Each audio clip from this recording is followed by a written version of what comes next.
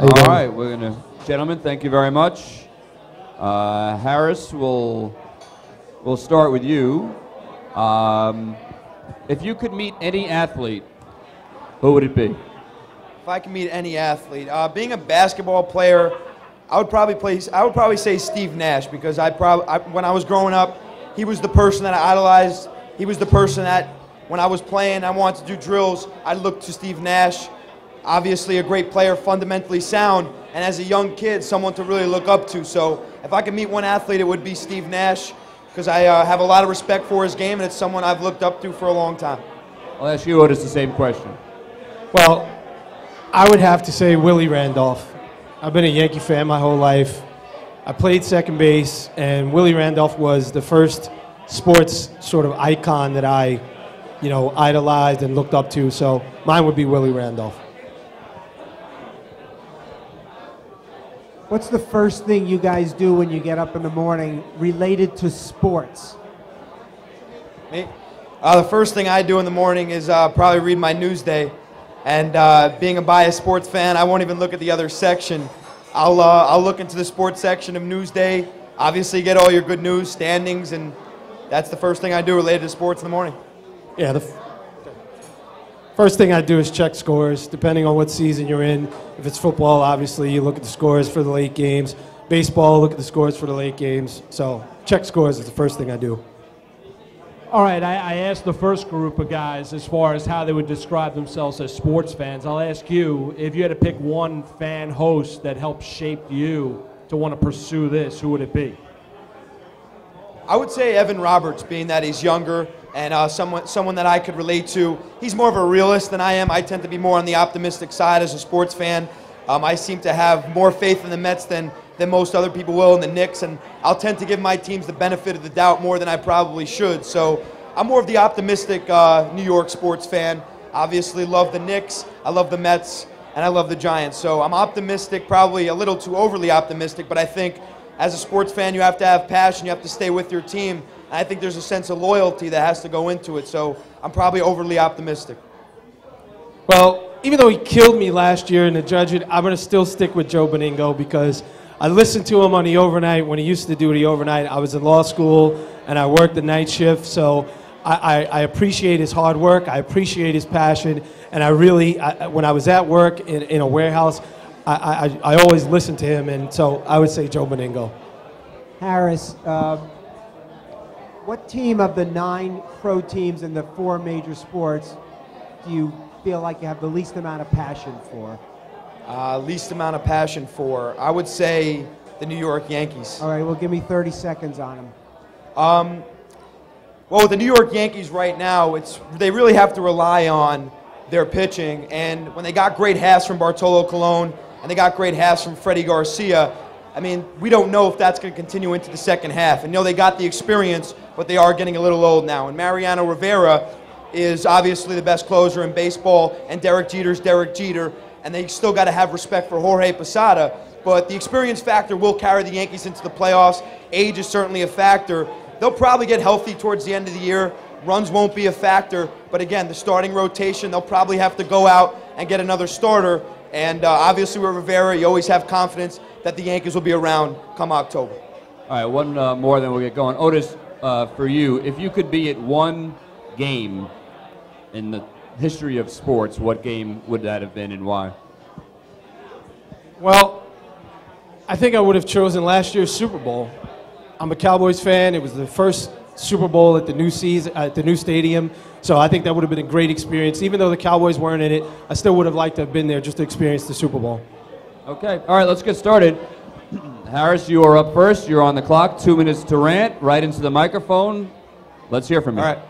I'm your host, Harris Wichard, taking you up until 3 a.m. on the Fan, Sports Radio 66 WFAN. Number to call, as always, 1-877-337-6666. And as we all know, the Carlos Beltran trade speculation has been talked about over and over. And now we talk about the New York Yankees and the Boston Red Sox as possible destinations for the Mets right fielder.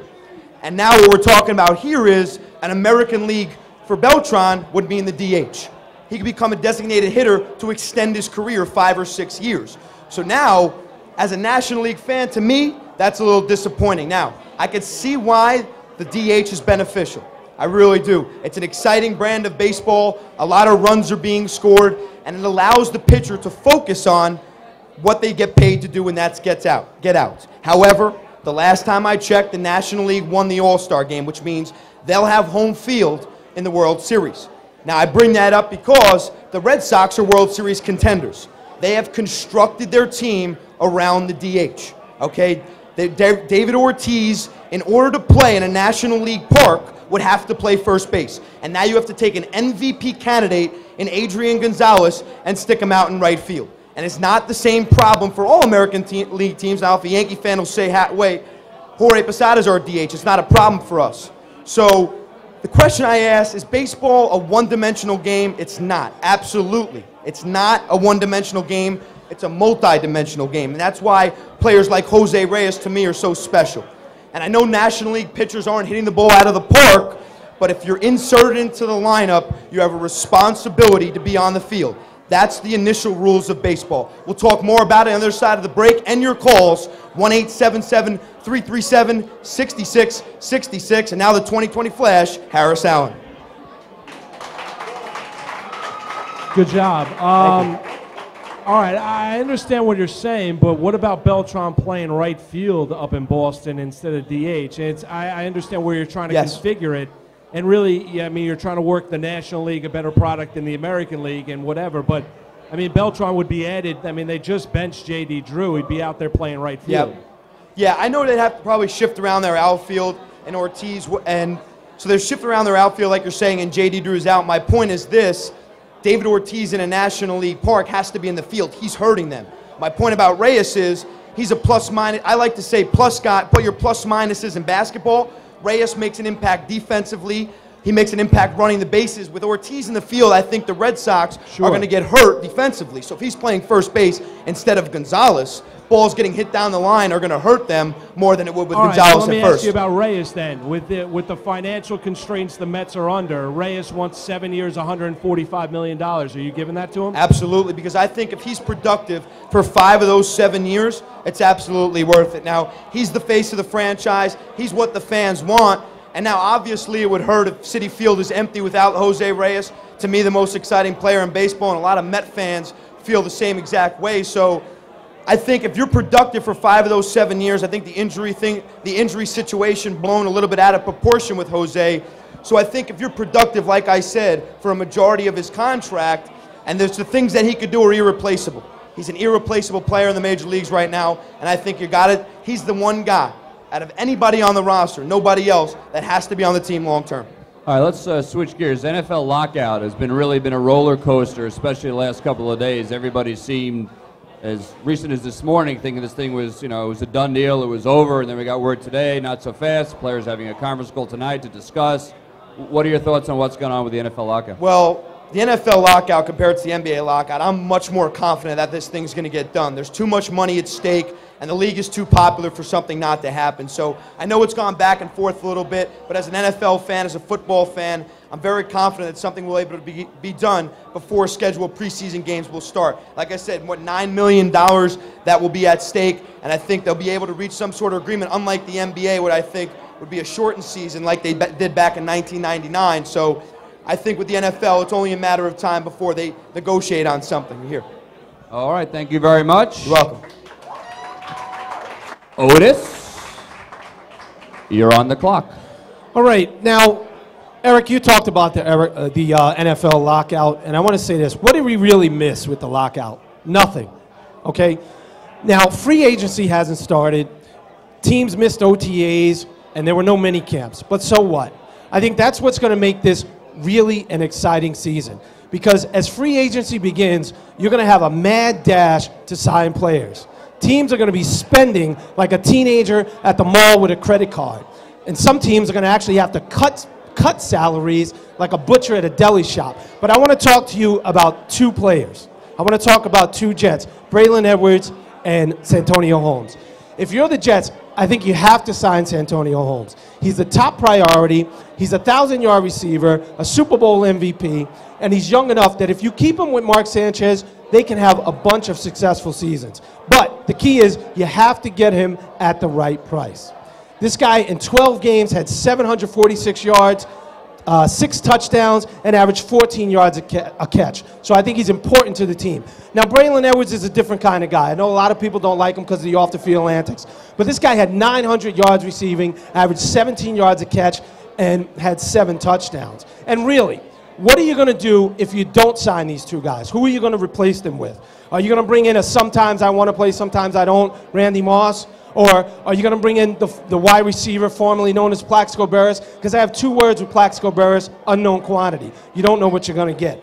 And what I have to say is this season is going to be one of the most exciting seasons in the NFL, because overcoming the lockout and dealing with free agency is going to pose a unique challenge for some teams and an impossible one for others. So if you're an NFL fan, now's the time to get excited, because it's going to be really interesting to see how this develops. Otis, which 2 teams are going to the Super Bowl this year? What 2 teams? I'm going to say the Steelers and the Packers. I don't want to say it, but I'll say the Steelers and the Packers. All right, I'll ask you a baseball question. You're a big, Sure. grew up a Willie Randolph fan. If you were Brian Cashman, would you trade 4 prospects for Ubaldo Jimenez? For who? Ubaldo Jimenez, the Colorado Rockies starter. It depends. It depends on how many prospects they want. I'm not sure about Ubaldo Jimenez, because the thing about that is he pitches in the National League, and I'm not a big National League guy, because I think that they get the advantage with the number 8 hitter. I think that with the pitcher coming up, and people say it's a complicated game because you have to do the double switch, but I think pitchers do better. You look at Roy Halladay, who didn't pitch a perfect game in his whole career in the American League, but he goes to the National League, pitches a perfect game, and a no-hitter. So, would I trade him? Yes, depending on the prospects and who they're asking for. All right, you mentioned about Santonio Holmes, who's the Redskins' #1 target reportedly is Santonio Holmes, and you know how they love to spend money and ridiculous amounts of money. So if they offer him and give him, say, $20 million guaranteed, and it's a deal that Jets just cannot match, what do you do then? Well, I think if the Redskins cut, first of all, the Redskins have salary cap issues. They have to deal with their own salary cap issues, so they're going to have to cut some salaries in order to do that. But if the Redskins were to offer Santonio Holmes $20 million guaranteed, and it doesn't fit under the Jets cap, then you let him go, and then you pursue other options. I don't think those other options should be Randy Moss, because I think Randy Moss is old. I think, again, with Plaxico Burress, I think he's old, and I don't think you pursue them. I think you look for other options. All right, guys, thank you very much. Harris and Otis, don't take those microphones with you. All right, next up we have from Woodmere, New York, Benji.